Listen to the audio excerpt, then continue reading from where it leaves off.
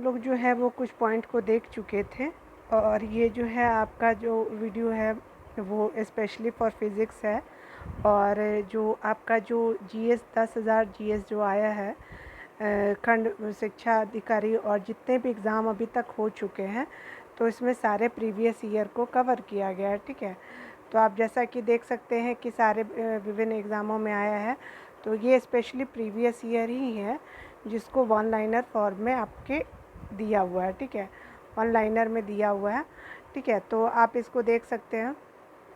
उसके अलावा जो है आपका आप इसको रिवीजन कर लीजिएगा जिससे कि आपके एग्ज़ाम में हर चीज़ जो है वो कंप्लीट हो जाएगा। ठीक है, तो इस तरह से हम लोग चलते हैं, स्टार्ट करते हैं। इससे पहले वाले वीडियो में जो पार्ट 1 बनाया गया है तो उसमें मैंने पार्ट 1 का 1 से लेकर के 3 तक का कर लिया था। और आज जो देखने वाले हैं वो स्थूल पदार्थों के गुण को देखेंगे। ठीक है, अगर आपने हमारे चैनल को सब्सक्राइब नहीं किया होगा तो कर लीजिएगा। ठीक है, और आप देख सकते हैं कि जितने भी प्रीवियस ईयर एग्ज़ाम में आए हैं वो साइड में भी डेट दिया हुआ है कि कौन कौन से एग्ज़ाम में आए हुए हैं। ठीक है, तो चलिए हम स्टार्ट करते हैं। यहाँ पे अगला देखिए, पहला क्या बोल रहा है, कह रहा है कि यहाँ पे जो बोल रहा है तो कहा जा रहा है कि जब किसी साबुन के बुलबुले को आवेशित किया जाता है तो घटित होता है, तो क्या होता है कि त्रिज्या जो होती है इसकी बढ़ जाती है। उसके अलावा जो अर्धचालक है, तो अर्धचालक जो होता है वो सिलिकॉन एक अर्धचालक है और ये जो है आपका यूपीपीसीएस 2018 का प्री में आ चुका है। ठीक है, उसके अलावा जो है साबुन के बुलबुले के अंदर का दाब होता है तो वायुमंडल के दाब से अधिक जो होता है वो साबुन के बुलबुले का के अंदर का दाब होता है। ठीक है, अधिक होता है, कम नहीं। ठीक है, उसी तरह से अगला देखिए क्या बोल रहा है कि तेल जल की सतह पर फैल जाती है क्योंकि तेल का तनाव जो होता है पानी से क्या होता है, कम होता है। ठीक है, उसके अलावा आपका क्या बोल रहा है कि लोहे की सुई पारे की सतह पर तैरती है, तो क्यों? तो ऐसा होता है पृष्ठ तनाव के कारण जो है लोहे की सुई जो होती है पारे की सतह पर तैरती है। ठीक है, अगला जो आपका बोला जा रहा है तो कह रहा है क्या कि एक सुई पानी में डूब जाती है जबकि लोहे से भरा जहाज पानी में तैरता है, क्योंकि क्या रीज़न है? तो ये जो रीज़न है वो सुई द्वारा अपेक्षित घनत्व जिसके द्वारा उसके द्वारा हटाए हुए पानी के अपेक्षित घनत्व से अधिक होता है। यानी सुई का अपेक्षित घनत्व जो होता है उसके द्वारा हटाए हुए पानी के अपेक्षित घनत्व से जो होता है अधिक होता है, जिसकी वजह से सुई जो है वो पानी में डूब जाती है, लेकिन लोहे से बना जो जहाज होता है वो तैरता रहता है। ठीक है, यहाँ पे तो जो बोला जा रहा है तो क्या अगला क्या बोला जा रहा है कि जब कोई जहाज़ पानी से सागर में घुसता है तो क्या होता है कि जब कोई जहाज़ पानी से सागर में घुसता है तो वह कुछ ऊपर आ जाता है। ठीक है, तो ये पॉइंट को ध्यान रखिएगा। उसी तरह से यहाँ पे दिया गया है कि आप साउंड को देखिए, ध्वनि तरंग गति को देख सकते हैं। उसी तरह से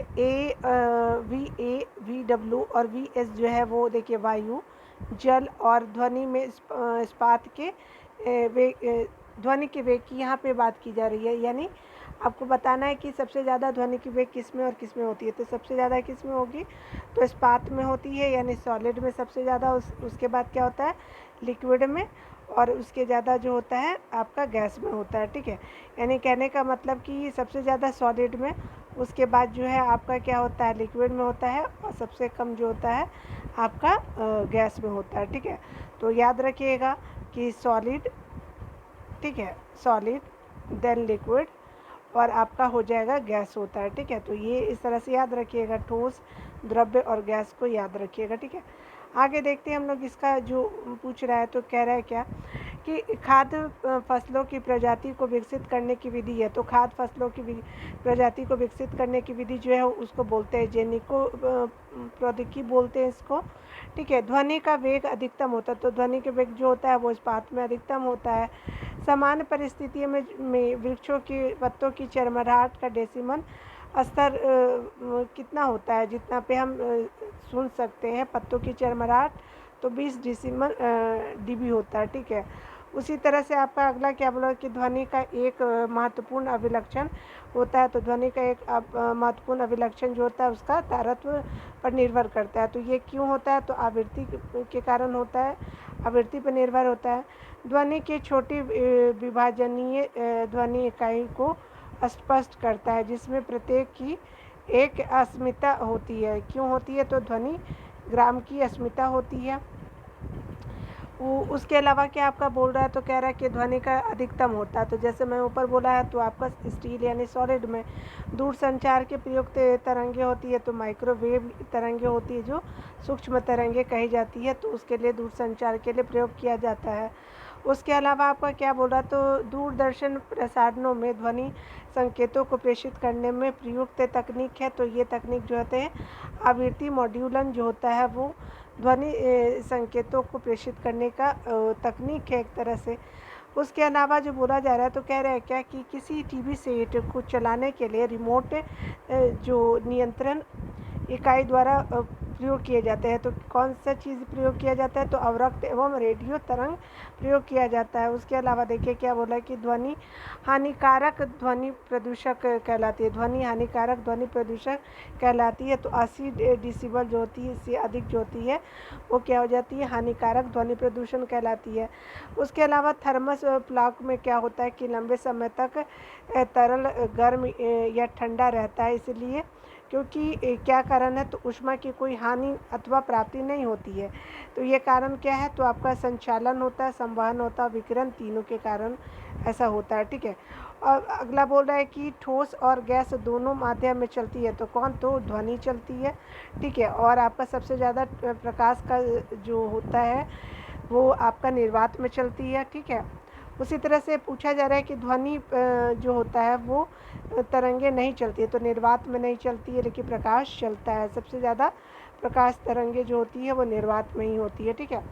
उसके अलावा परश्रव्य वे ध्वनि तरंगे हैं जिनकी आवृत्ति होती है। परश्रव्य वे ध्वनियाँ हैं जिनकी आवृत्ति होती है 20,000 हर्ट्ज से ज़्यादा, यानी परश्रव्य होती है। ठीक है, 20,000 हर्ट्ज से ज़्यादा। उसके अलावा देखिए सुनार में हम उपयोग करते हैं। तो सुनार में क्या उपयोग करते हैं? तो हम प्रश्रव्य तरंगों का उपयोग करते हैं सुनार में। ठीक है। उसके अलावा जो बोला जा रहा है, तो कह रहा है क्या कि आप देखिए कि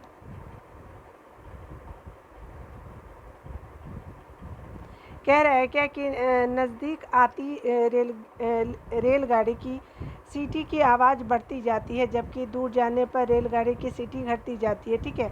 उसी तरह से क्या होता है कि ये कारण क्या है तो बताना है।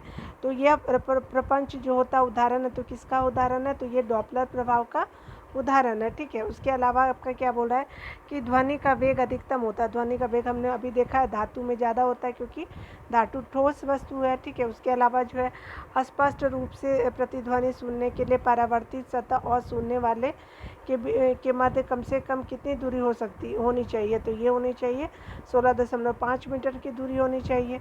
ध्वनि चलती है, तो ध्वनि कैसे चलती है? तो ध्वनि अनुदैर्ध्य तरंगों की तरह चलती है। चमगादड़ अंधेरी रातों में उड़ सकते हैं। ठीक है। और अपना शिकार भी कर सकते हैं। इसका कारण है तो क्योंकि चमगादड़ जो होते हैं वो वे पराध्वनि तरंगे निकालते और इन्हीं के द्वारा निर्देशित होते हैं। ठीक है। तो ये आप देख लीजिए। उसके अलावा जो बोला जा रहा है, तो कह रहे हैं क्या कि ये कीड़ों को नष्ट कर सकती है। ये कपड़ों से धूल हटा करके क्या करती है? उन्हें साफ कर सकती है। उनका उपयोग बीमारियों के उपचार के लिए किया जा सकता है एवं ये स्वचालित दरवाजे को नियंत्रित कर सकती है। ये सभी गुण हैं किसके हैं? तो परश्रव्य तरंगों के गुण हैं। ठीक है। सीटी स्कैन करने में प्रयोग में लाई जाती है। तो सीटी स्कैन करने में प्रयोग में लाई जाती है। एक्स किरणें को लाई जाती है। ठीक है। उसके अलावा देखिए किसी हॉल में ध्वनि स्रोत को बंद करने के बाद भी ध्वनि का कुछ देर तक सुनाई देना किस कारण से होता है? तो ये अनुरणन के कारण होता है। ठीक है। यानी ध्वनि हॉल में क्या होता है कि किसी हॉल में ध्वनि स्रोत को बंद करने के बाद भी वो कुछ देर तक सुनाई देती है। ठीक है। अगला क्या बोल रहा है? तो कह रहा है कि रेडियो तरंगों द्वारा वस्तुओं की स्थिति और स्थिति ज्ञात करने के लिए जो है मुख्य रूप से प्रयोग किया जाता है। तो ये आप रेडियो तरंगे द्वारा वस्तुओं की उपस्थिति और स्थिति ज्ञात करने के लिए क्या यूज़ करते हैं? तो रडार का यूज़ करते हैं, जो समुद्र वगैरह में जो आप देखते हैं उसी रडार से ही पता लगाते हैं। ठीक है। ऊष्मा और ऊष्मागतिकी की बात की जा रही है तो देखिए यहाँ पे क्या बोला जाए तो थर्मस प्लांट में क्या होता है कि लंबे समय तक तरल अथवा गर्म ठंडा रहता है। गर्म रखेंगे तो गर्म और ठंडा रखेंगे तो ठंडा, क्योंकि ऊष्मा की कोई हानि नहीं होती अथवा प्राप्ति भी नहीं होती। तो क्या कारण है, तो संचालन, संवहन और विकिरण के कारण है। यही प्रश्न ऊपर भी हमने शायद देखा था, ठीक है। उसके अलावा देखिए यहाँ पे क्या बोल रहा है, तो किसी वस्तु के नमूने की हवा में खुला रखने पर कुछ समय पश्चात गायब हो जाता है। जैसे कि आपका कौन सा चीज़, शुष्क बर्फ, नफ्तालीन और कपूर तीनों गायब हो जाती है। तो इस परिघटना को उदरपातन कहते हैं, ठीक है। उसी तरह से विद्युत चुम्बकीय विकिरणों की ऊर्जा का अवरोही क्रम बताना है आपको। तो ऊर्जा का अवरोही क्रम जो है गामा हो गया, बीटा हो गया और अल्फ़ा हो गया, ठीक है। गामा, बीटा और अल्फ़ा तीनों हो गया, ठीक है।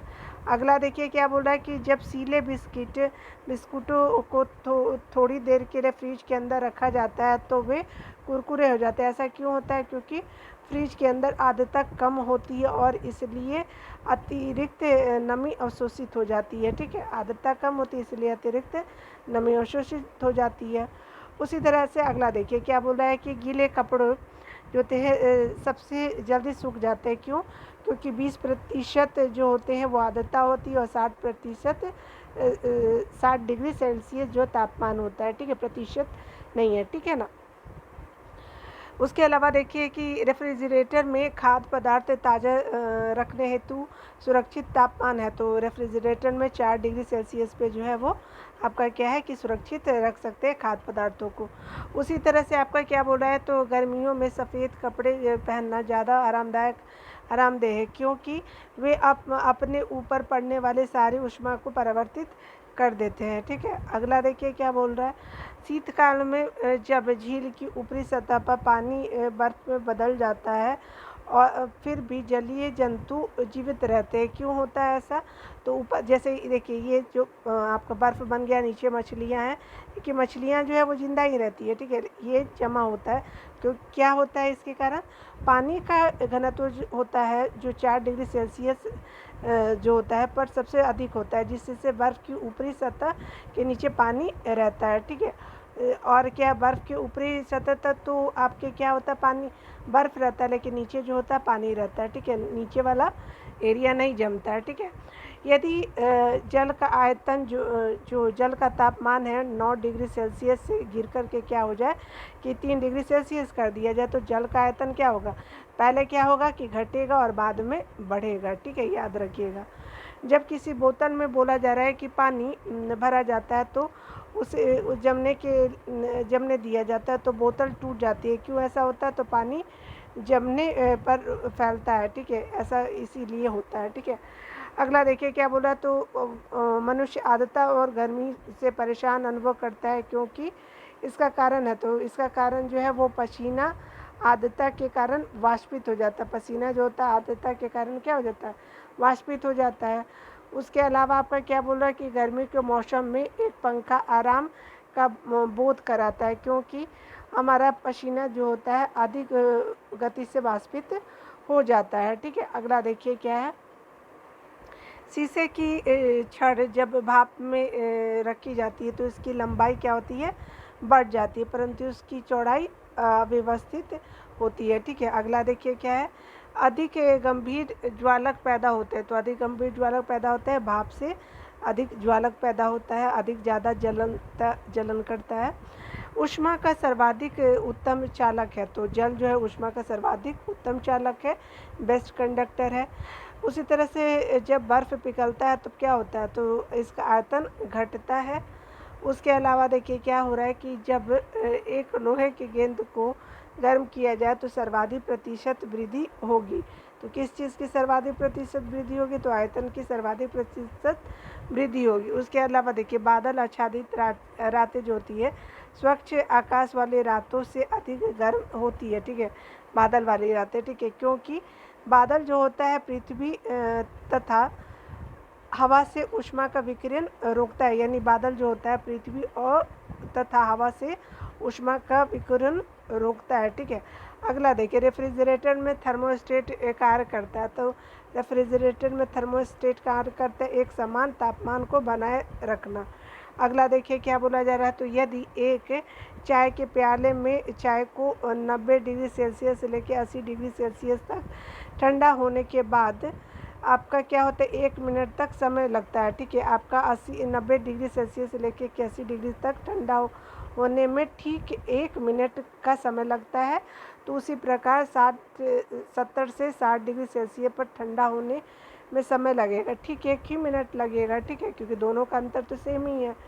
ठीक है, अगला देखिए क्या है कि ज्वल का क्वथनांक है तो आपका केल्विन में 373 डिग्री केल्विन। मानव शरीर का सामान्य ताप है तो सामान्य ताप है जो 210 डिग्री केल्विन। जल का अधिकतम घनत्व है तो 277 डिग्री केल्विन में है जल का अधिकतम घनत्व, और ये क्वथनांक है जो केल्विन में है। ठीक है, केल्विन में अलग होता है और अधिकतम घनत्व में अलग होता है, याद रखिएगा आप ये। उसके अलावा जो है आपका कहा जा रहा है, तो कह रहा है कि -40 डिग्री फ़ारेनहाइट किसके बराबर होता है, तो 233 डिग्री केल्विन के बराबर होता है। ठीक है, ठीक है, अगला देखिए यहाँ पे क्या बोला, हम लोग देख लेते हैं, अभी लाइट को देख लेते हैं। लाइट का प्रश्न है, प्रकाश ऊर्जा का ऑप्टिकल फाइबर में संचरण किस घटना के अनुप्रयोग द्वारा किया जाता है। तो प्रकाश ऊर्जा का जो ऑप्टिकल फाइबर में संचरण होता है वो पूर्ण आंतरिक परावर्तन के द्वारा किया जाता है। अगला क्या बोल रहा है कि दिन के प्रकाश में हरित पर्णों का क्लोरोफिल सार जिस वर्ण में प्रदीप्त होता है वह नीला होता है। ठीक है, उसके अलावा क्या बोला है कि विटामिन बी कॉम्प्लेक्स में संबंधित है, तो बी कॉम्प्लेक्स से संबंधित है तो आपका thiamine, riboflavin, niacin, pyridoxine, biotin, cyanocobalamin और फॉलिक जो है वो बी कॉम्प्लेक्स यानी बी का कॉम्प्लेक्स सारे ये सब है। ठीक है, अगला देखिए, उसके अलावा क्या बोला कि आइंस्टीन को नोबेल पुरस्कार दिया गया था, किस लिए, तो प्रकाश विद्युत के सिद्धांत के लिए दिया गया था। वह जिसका वेग अधिकतम होता है, तो प्रकाश का वेग सबसे ज़्यादा होता है। दूर दृष्टि में प्रतिबिंब बनते हैं तो रेटिना के क्या करते हैं, पीछे बनते हैं। ठीक है, प्रकाश को सूर्य से पृथ्वी तक पहुंचने में समय लगता है, तो प्रकाश को सूर्य से पृथ्वी तक पहुंचने में कितना समय लगता है, तो 8 मिनट का समय लगता है। अगला देख लेते हैं यहाँ पे क्या बोल रहा है, तो कह रहा है कि जब कमरे में सूर्य का प्रकाश पाते हैं तो प्रकीर्णन द्वारा होता है। तो हम कमरे में सूर्य का प्रकाश जो पाते हैं तो वो प्रकीर्णन की वजह से आता है। ठीक है, उसके अलावा देखिए क्या है कि बोल रहा है कि सूर्य के प्रकाश के विक्षेपण के कारण दिखाई पड़ते हैं, तो सूर्य के प्रकाश जो है विक्षेपण के कारण दिखाई पड़ते हैं, तो इंद्रधनुष दिखाई पड़ते हैं, विक्षेपण के कारण इंद्रधनुष दिखाई पड़ते हैं। उसी तरह से आपका बोल रहा है कि इंद्रधनुष के मध्य में दिखाई देता है, तो हरा रंग दिखाई देता है मध्य में। ठीक है, विबग्योर करके देख लीजिए आप। ठीक है, तो यहाँ पे देखिए वी, यहाँ पे एक सेकेंड, VBGOR 7 हो गया ना, 4 3 7, तो आपका बीच में क्या है, तो बिल्कुल 3 3 इधर गया तो ग्रीन हो गया। उसी तरह से आप अगला देखिए क्या बोल रहा है, तो कह रहा है कि सूर्य के प्रकाश में रंगों की संख्या होती है तो 7 होती है। ठीक है, अगला देखिए क्या बोल रहा जा रहा है, तो कह रहा है कि शरीर के अंदर के अंगों को देखने के लिए एक डॉक्टर एक एंडोस्कोप का उपयोग करते हैं। यह आधारित है, तो ये आधारित तो प्रकाश के पूर्ण आंतरिक परावर्तन सिद्धांत पे आधारित है। उसके अलावा देखिए क्या बोल रहा है कि जल के अंदर वायु का बुलबुला व्यवहार करता है, तो ये अपसारी लेंस की तरह व्यवहार करता है। ठीक है, एक कटा हुआ जो हीरा होता है जगमगाहट के साथ चमकता है, किस लिए, तो पूर्ण आंतरिक परावर्तन के कारण वो चमकता है। ठीक है, प्रकाश वोल्टीय होता है, तो प्रकाश वोल्टीय होता है सौर से।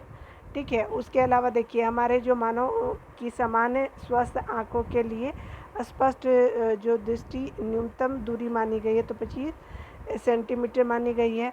उसके अलावा क्या बोला है कि कार के पीछे आने वाले यातायात को देखने के लिए उपयोग होता है, तो किस लिए उपयोग होता है, तो उत्तल दर्पण का उपयोग होता है। उसके अलावा देखिए प्रकाश के एक बिंदु स्रोत को 2 समानांतर समतल दर्पणों के मध्य रखने पर प्रतिबिंब बनेंगे, तो कितने बनेंगे, तो अनंत प्रतिबिंब बनेंगे। क्या है कि प्रकाश के एक बिंदु स्रोत को 2 समतल दर्पणों के मध्य रखेंगे, तो ठीक है। अगला क्या बोला, तो CFL का पूर्ण रूप है, तो ये है आपका कॉम्पैक्ट फ्लोरोसेंट लैंप जो होता है वो कॉम्पैक्ट का CFL का पूर्ण रूप है, कॉम्पैक्ट फ्लोरेसेंट लैंप है, ठीक है, CFL का। आकाश का रंग नीला है, तो क्यों नीला है, तो ये प्रकाश के किरणन के द्वारा नीला है। उसके अलावा देखिए क्या बोल रहा है कि प्रकाश में वस्तुएं दिखाई पड़ती है, क्यों पड़ती है, तो किरणन के कारण दिखाई पड़ती है। उसी के अलावा देखिए क्या है कि रोगियों में दांत देखने में दंत चिकित्सकों द्वारा प्रयुक्त दर्पण है, तो ये अवतल दर्पण होता है। उसी तरह से देखिए निकट दृष्टि दोष जो होते हैं, जिसको मायोपिया बोलते हैं, आपका निकट दृष्टि दोष क्या है, तो मायोपिया होता है। व्यक्ति देख सकता है, क्या देख सकता है, तो नज़दीक स्थित वस्तु को स्पष्ट रूप से देख सकता है। उसके अलावा देखिए क्या आपका बोला है कि निकट दृष्टि दोष का ठीक किया जाता है, तो अवतल लेंस प्रयुक्त करके जो है वो निकट दृष्टि दोष का ठीक किया जा सकता है, ठीक है। उसके अलावा मृग मरीचिका का कारण है, तो ये प्रकाश का पूर्ण आंतरिक परिवर्तन जो होता है वो मृग मरीचिका का कारण होता है, ठीक है। प्रकाश का रंग निर्धारित होता है किसके कारण, तो तरंगदैर्घ्य से निर्धारित होता है। उसके अलावा क्या बोला कि क्षितिज के समीप सूर्य एवं चंद्रमा के दीर्घवृत्ताकार दिखाई देने का कारण है, तो ये कारण है अपवर्तन जो है, ये कारण है। उसके अलावा जो है दृष्टि पटल यानी रेटिना पर जो चित्र बनता है वह वस्तु से छोटा होता है और उल्टा भी होता है, जो रेटिना यानी दृष्टि पटल पर जो चित्र बनता है, ठीक है। हीरा चमकदार होता है तो देता है, तो आपका क्या बोला कि हीरा चमकदार दिखाई देता है, क्यों, तो इसमें क्या होता है कि संपूर्ण आंतरिक परिवर्तन के कारण जो है हीरा जो है चमकदार दिखाई देता है। उसके अलावा जो बोल रहा है कि मनुष्य की आँख में जो है प्रकाश तरंगे स्नायु उद्योगों में परिवर्तित होता है, तो आपका क्या होता है, तो अक्षपट यानी रेटिना पर जो होता है वो परिवर्तित होता है। इसको एक बार फिर देख लेते हैं। मनुष्य की आंखों में प्रकाश तरंगे स्नायु उद्वेगों से जो परिवर्तित होता है अक्षपट यानी रेटिना पर, ठीक है। आंख में संकेंद्रण होता है, तो आंख में संकेंद्रण होता है लेंस की उत्तलता में परिवर्तन द्वारा, ठीक है। अगला देखिए क्या बोला जा रहा है, तो कह रहा है कि मानव आंख दृश्य प्रकाश के लिए तरंग दैर्घ्य के लिए सर्वाधिक सुग्राही है, तो वह है आपका 5500 आपका एंगस्ट्रॉम जो होता है वो सुग्राही है। उसके अलावा देखिए धूप के चश्मे में जो होता है वो बने होते हैं, तो पावर होते हैं।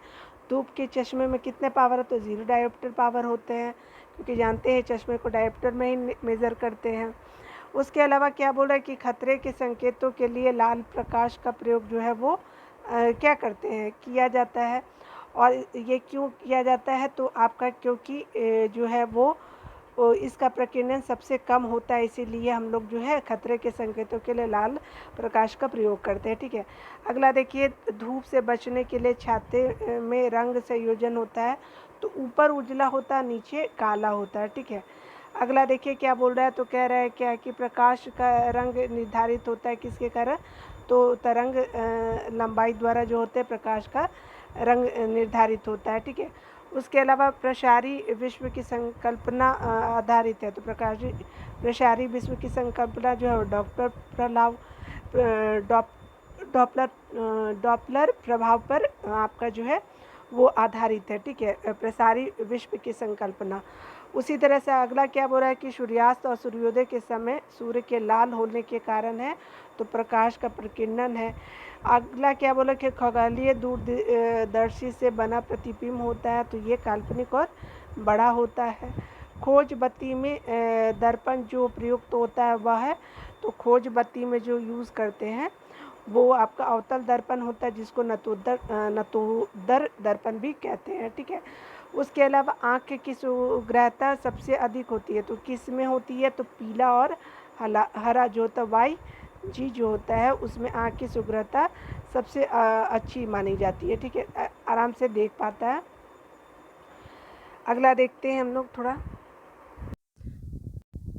अगला क्या बोल रहा है, तो कह रहा है क्या कि दृश्य प्रकाश का दैत्य प्रसार होता है, तो कितना होता है, धैर्य मान प्रसार जो होता है वो आपका होता है 390 से लेकर के 780 nm के बीच में होता है, ठीक है। उसके अलावा बोल रहा है कि रात्रि दृष्टिकोण के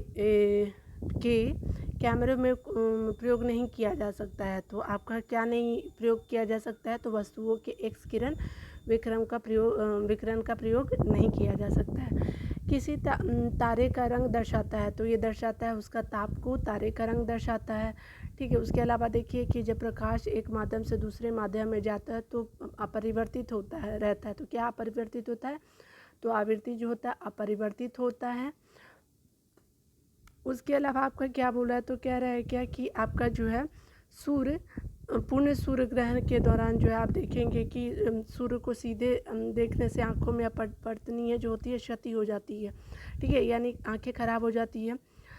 सूर्य रेटिना का जलना जो होता है सूर्य की किस क्रिया के कारण होता है? तो ये क्रिया है अल्ट्रा वायलेट प्रकाश होता है। ठीक है, उसके अलावा देखिए क्या बोला है कि पेंसिल सरीखे एक पिंड को चलाते जो है वो क्या है कि पेंसिल सरीखे एक पिंड को चलते हुए टीवी पर्दे और ट्यूब के सामने तेज़ी से घुमाने पर उस पिंड के कई प्रतिबिंब हमें दिखाई देते हैं। इसका कारण है तो स्ट्रेबोस्कोपी प्रभाव के कारण जो है पेंसिल सरीखे एक पिंड को चलाते हुए टीवी पर्दे या ट्यूबलाइट के सामने तेज़ी से घुमाने पर उस पिंड के कई प्रतिबिंब हम दिखलाई पड़ते हैं। ठीक है, अगला क्या बोल रहा है? तो आँख अंध बिंदु या पीत बिंदु पाए जाते हैं। तो पाए जाते हैं तो आपका दृष्टिपटल में ये पाए जाते हैं। दृष्टिपटल यानी रेटिना पर जो चित्र बनता है वह है वस्तु से छोटा होता है और उल्टा भी होता है। ठीक है, अगला क्या बोल रहा है? तो कह रहा है कि वैज्ञानिकों ने हाल ही में विश्व का सबसे छोटा प्रकाश बल्ब बनाया है। तो क्या नाम है? तो ग्राफीन की सहायता से बनाया है। ठीक है, किसकी सहायता से? तो ग्राफीन की सहायता से। अगला देखिए क्या बोल रहा है? तो किसी व्यक्ति का पूरा प्रतिबिंब देखने के लिए एक समतल दर्पण की न्यूनतम जो होती है ऊंचाई होनी चाहिए। तो कितनी होनी चाहिए समतल दर्पण की ऊंचाई? तो ये होनी चाहिए आपकी व्यक्ति की ऊंचाई का आधा होना चाहिए। ठीक है, अगला देखिए क्या बोल रहा है कि एक समतल दर्पण की वक्रता त्रिज्या होती है। तो कितनी होती है? तो अनंत होती है। अगला देखिए बोल रहा है कि प्रकाश का वेग अधिकतम होता है। तो प्रकाश का वेग जो होता है वो निर्वात में अधिकतम होता है। ठीक है, अगला देखते हैं थोड़ा। अगला क्या बोल रहा है? तो कह रहा है क्या कि जो हमारा मानव आँखों की पुतली जो होती है जिसे एल्कुलाइड के तनु के अति तनु विलयन में फैलाया जाता है वह है एट्रोपिन बोलते हैं उसको। ठीक है, अगला देखिए क्या बोल रहा जा रहा है? तो कह रहा है क्या कि प्रकाश सीधी रेखा में चलता प्रतीत होता है क्योंकि प्रकाश का तरंगदैर्घ्य बहुत छोटा होता है। ठीक है, अगला देखिए क्या बोल रहा है? तो पर्यावरण जो होते हैं स्वच्छ रखने की दृष्टि से सर्वोत्तम ऊर्जा स्रोत है। तो पर्यावरण स्वच्छ रखने के लिए सौर सेल जो होता है वो शुद्ध माना जाता है, स्वच्छ ईंधन माना जाता है ऊर्जा का स्रोत का। उसके अलावा क्या बोला जा रहा है? तो कह रहे हैं कि पानी से भरे बर्तन में डुबोई हुई छड़ी मुड़ी हुई प्रतीत होती है। ये कारण है अपवर्तन के कारण जो होती है मुड़ी हुई दिखाई पड़ती है हमारी बर्तन में जो छड़ मुड़ी होती है। ठीक है, पानी के बर्तन में। सूर्योदय सूर्यास्त के समय पहले जो होते हैं सूर्य अंडाकार प्रतीत होता है। क्यों? तो अपवर्तन के प्रभाव के कारण ऐसा प्रतीत होता है। ठीक है, चलिए अगला देख लेते हैं। अगला जो आपका पॉइंट बोल रहा है तो अभी हम देखेंगे विद्युत एवं विद्युत चुम्बकीय प्रेरण को देखेंगे। ठीक है, इसमें क्या बोल रहा है? तो कह रहा है क्या कि किसी अर्धचालक को गर्म करने से उसका प्रतिरोध क्या होता है? तो घटता है जब अर्धचालक को गर्म करेंगे। तो बिजली का सबसे जो उत्तम चालक है वह समुद्री जल जो होता है उत्तम चालक है। डायनेमो एक युक्ति है तो ये जो परिवर्तित करती है तो यांत्रिक ऊर्जा को विद्युत ऊर्जा में परिवर्तित करती है। अर्धचालक है तो अर्धचालक जो होता है वो जर्मेनियम अर्धचालक होता है। उसके अलावा देखिए क्या बोला है कि कम वोल्टेज पर कार्य करने पर विद्युत मोटर प्राय जल जाते हैं। ठीक है, क्योंकि वे अधिक विद्युत धारा खींचते हैं जो वोल्टेज के प्रति लोमानुपाती होते हैं। 3 पिन बिजली के प्लग में सबसे लंबी पिन को जोड़ा जाता है। तो कहाँ जोड़ा जाता है लंबी पिन को? तो आपका आधार सिरा से इसको जोड़ते हैं। अगला क्या बोल रहा है? तो कह रहा है क्या कि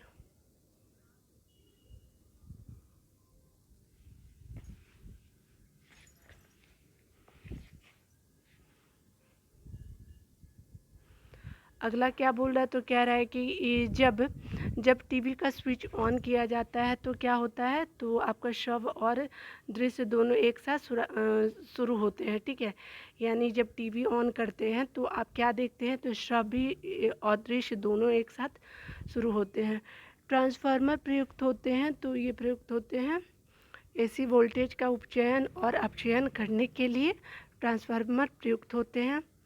उसी तरह से देखिए अगला क्या बोल रहा है, तो प्रत्यावर्ती धारा विभव को ऊंचाई अथवा अपचाई करने के लिए उपयोग किया जाता है। तो प्रत्यावर्ती धारा विभव को ऊंचाई और अपचाई करने के लिए प्रयोग किया जाता है, ट्रांसफार्मर का यूज़ किया जाता है, ठीक है। अगला देखिए क्या बोल रहा है, तो कह रहा है क्या कि विद्युत उपकरणों में अर्थ का उपयोग किया जाता है, सुरक्षा के लिए जो है अर्थ का उपयोग किया जाता है। 9 आविष्कृत उच्च ताप अतिचालक है, तो किस लिए, तो सिरेमिक ऑक्साइड होता है ये 9 आविष्कृत उच्च ताप अतिचालक है, ठीक है। फ्यूज जो है वो में प्रयुक्त होने वाले तार की विशेषता है, तो ये विशेषता है उच्च प्रतिरोधक शक्ति और निम्न गलनांक का विशेषता है।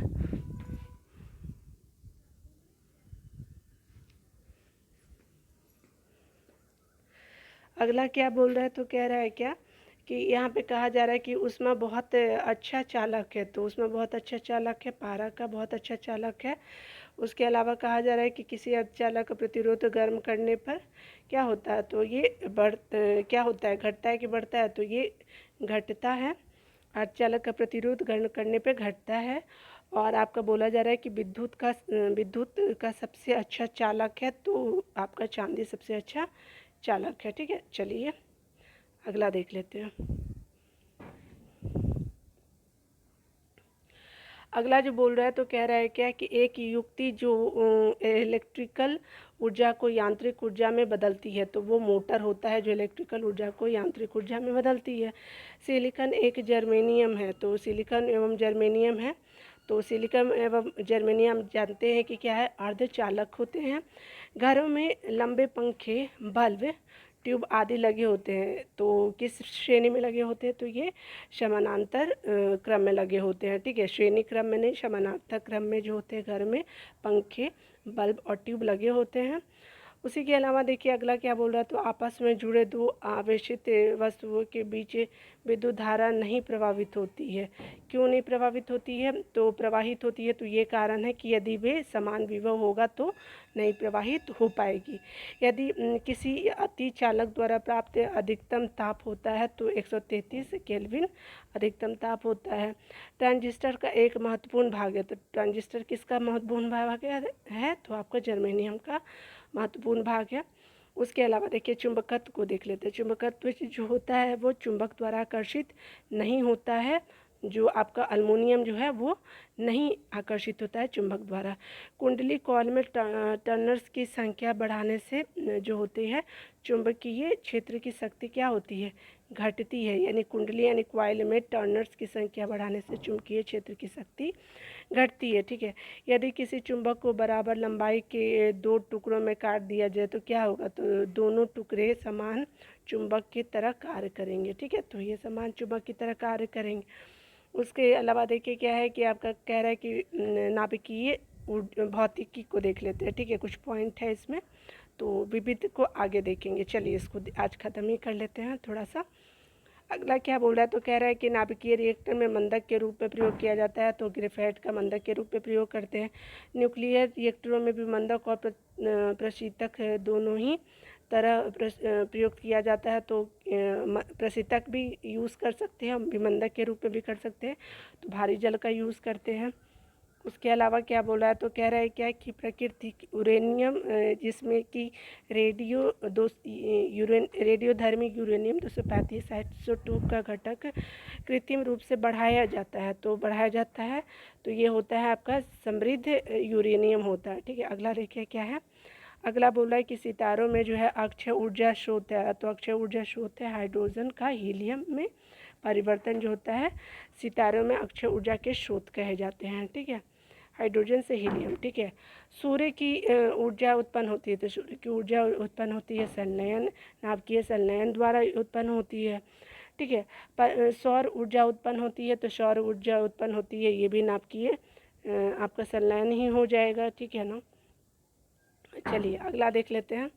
अगला क्या बोल रहा है, तो कह रहा है कि नाभिकीय रिएक्टर और परमाणु रिएक्टर में अंतर है। तो नाभिकीय रिएक्टर जो होता है वो नाभिकीय रिएक्टर में श्रृंखला का, और नाभिकीय रिएक्टर में श्रृंखला का अभिक्रियान्वयन नियंत्रित होता है, ठीक है। एटम बम के सिद्धांत का आधार है। तो एटम बम जो होता है नाभिकीय विखंडन के सिद्धांत पे चलता है। उसी तरह से अगला देखिए, परमाणु बम का कार्यकारी सिद्धांत यूरेनियम का नाभिकीय विखंडन, और हाइड्रोजन बम का कार्यकारी सिद्धांत है तो ये ड्यूटेरियम का नाभिकीय संलयन जो है वो सिद्धांत है। अगला देखते हैं, अनियंत्रित संलयन अभिक्रिया सिद्धांत पर आधारित है। तो ये हाइड्रोजन बम जो है वो नाभिकीय आपका क्या है, अनियंत्रित संलयन अभिक्रिया सिद्धांत पर कौन है, तो हाइड्रोजन बम जो है अनियंत्रित संलयन अभिक्रिया पर आधारित है, ठीक है। अगला देख लेते हैं, जो विखंडन होने वाले पदार्थ को उससे अधिक उत्पन्न करते हैं जितना वह जलता है, वह एक क्या है, एक ब्रीडर रिएक्टर होता है। कल्पक्कम जो होता है सुर्खियों में रहा है। तो कल्पक्कम किस लिए सुर्खियों में रहा है, तो ये इसलिए रहा है क्योंकि परमाणु शक्ति परियोजना के कारण सुर्खियों में रहा है। अगला देखिए क्या बोला कि कल्पक्कम के फास्ट ब्रीडर टेस्ट रिएक्टर में शीतलक के रूप में प्रयोग किए जाते हैं। तो गलित सोडियम का यूज़ करते हैं शीतलक के रूप में फास्ट ब्रीडर टेस्ट रिएक्टर में, ठीक है। नाभिकीय ईंधन के रूप में प्रयोग नहीं किया जा सकता। तो कैल्शियम का जो है वो प्रयोग नहीं किया जा सकता। भारत का जो है वो बोला जा रहा है कि भारत का परमाणु संयंत्र को 4 भूकंपीय पेटी में अवस्थित है, ठीक है। तो आपका जो परमाणु संयंत्र है वो भूकंपीय पेटी कितने नंबर का है, तो चौथे नंबर में अवस्थित है। तो नरौरा जो है, जो आपका देखिएगा नरौरा जो है वो आपका भूकंपीय पेटी 4 में अवस्थित है, ठीक है। भारत का 20वां परमाणु बिजली घर है। तो क्या आएगा, कर्नाटक वाला 20वां नंबर का है। जुलाई 2016 तक परमाणु आपूर्ति समूह यानी NSG में सदस्य देशों की संख्या कितनी थी, तो 48 है, ठीक है। अभी देखना होगा प्रेजेंट के टाइम में बढ़ा है या इतना ही है। जो बहुत अधिक तापक्रम पर कार्य करते हैं वह साधारणतः उनकी टोकामेक डिजाइन होती है। वे है नाभिकीय संलयन रिएक्टर का जो होता है वो टोकामेक डिजाइन होती है। वे है नाभिकीय संलयन जो है वो रिएक्टर, ठीक है। इसको फिर से पढ़ देती हूँ। वे जो बहुत अधिक तापक्रम पर कार्य करते हैं तथा साधारणतः उनकी टोकामेक डिजाइन होती है, वे है नाभिकीय संलयन रिएक्टर, ठीक है। तो आज यहीं तक रहने देते हैं। आज आपका वीडियो बड़ा हो जाएगा, तो आप प्लीज़ मेरे चैनल को लाइक शेयर और सब्सक्राइब कर सकते हैं, ठीक है ना। तो आप प्लीज़ आप मेरे चैनल को आप सपोर्ट कीजिए, ठीक है। तो आपका बहुत बहुत थैंक यू वीडियो देखने के लिए। मिलते हैं अगले वीडियो में। Take care.